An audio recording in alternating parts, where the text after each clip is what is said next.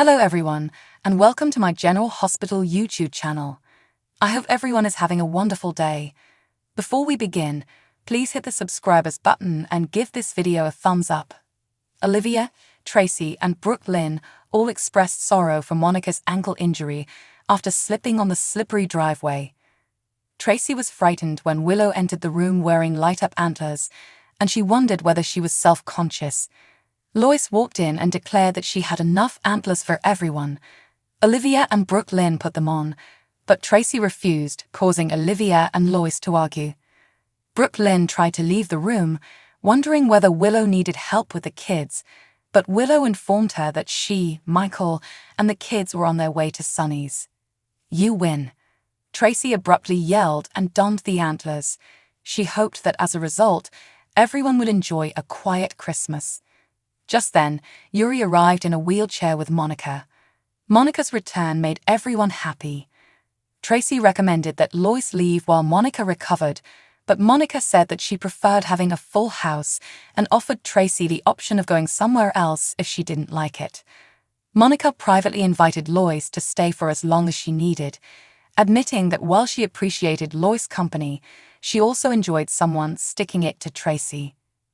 Ned arrived at the stables, ready to meet Michael.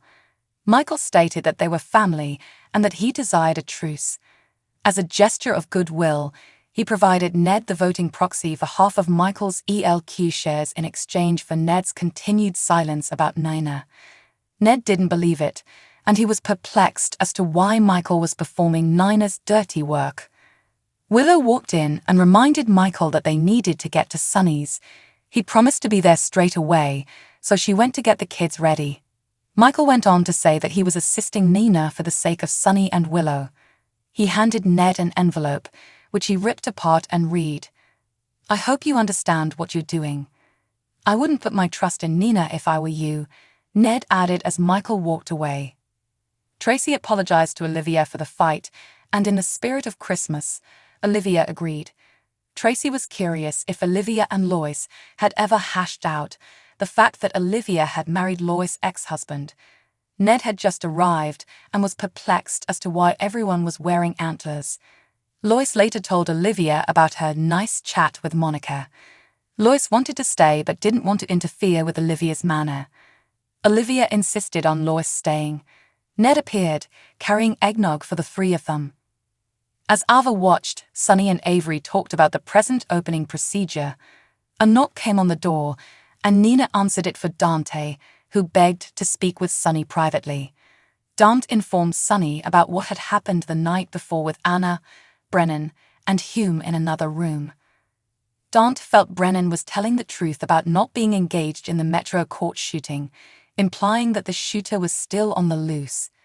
Dante had to leave, so he hugged his father and walked away. Ava saw Sunny and Dante had been conversing for a long time, which made her anxious because she suspected someone was trying to frame her for Austin's death. Nina told Ava that she should tell Sunny everything since he could help, but Ava argued that she could manage everything herself.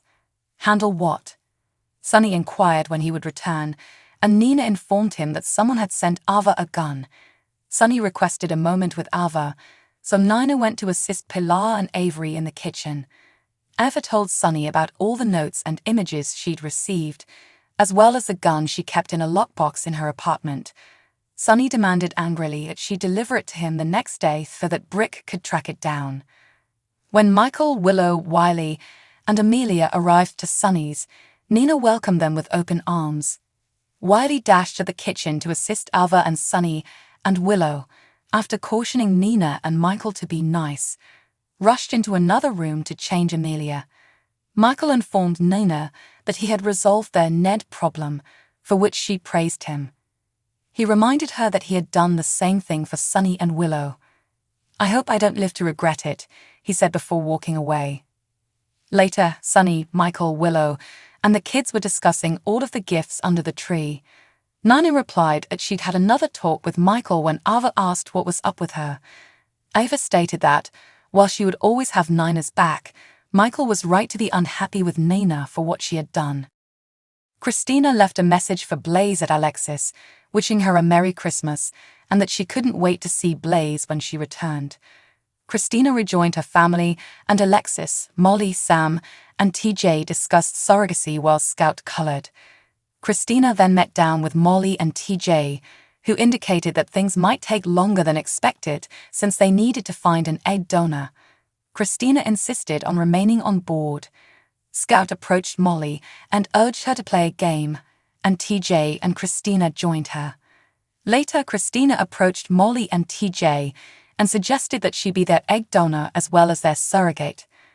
Sam noticed a skydiving brochure and liability contract on Alexis' table and eventually convinced her that she'd consented to go jumping with Gregory.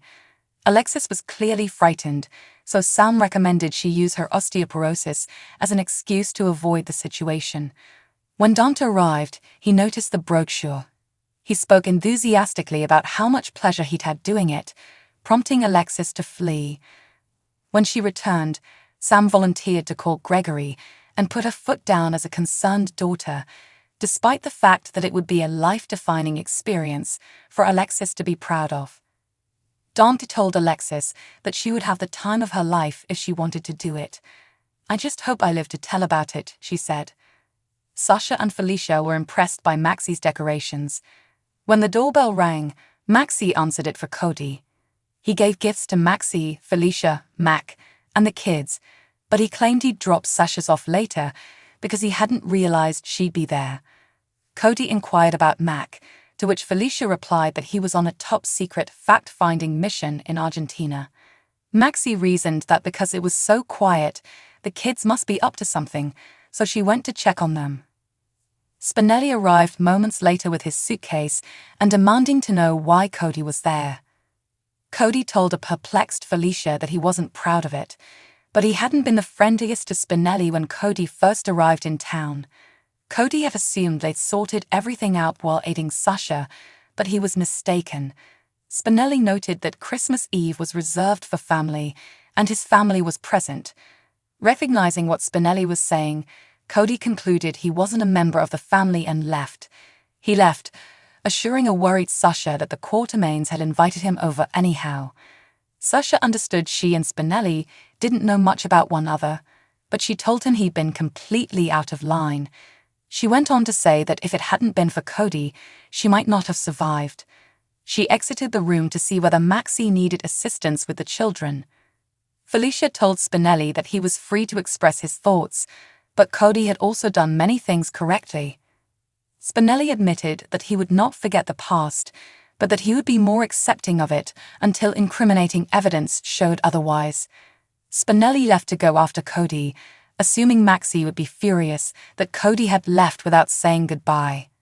Felicia explained what was going on when Maxie and Sasha returned, and she agreed that something was wrong with Cody. She discussed the paternity test, which revealed that Cody was not Mac's son. Felicia stated she couldn't stop thinking about Cody's declaration that he was Mac's son as Sasha reflected about it. Spinelli found Cody as he arrived at the stables. He apologized for his actions at Maxie's and pledged to attempt to refrain from outbursts objecting to your presence. Spinelli proposed a truce, which Cody gladly accepted. Spinelli started yelling about what would happen if Cody ever stepped out of line, agitating Comet close behind him. Cody warned Spinelli, but Spinelli ignored his warning and was bitten by Comet. Cody pulled out the first aid kit, but Spinelli insisted he was all right. Cody appreciated Spinelli's presence and vowed that he would never damage Maxie or her family. Spinelli said that Cody's word meant nothing to him and warned that he would be keeping an eye on Cody. Thanks for watching. If you like this video, so please don't forget to subscribe to my channel and don't miss any updates.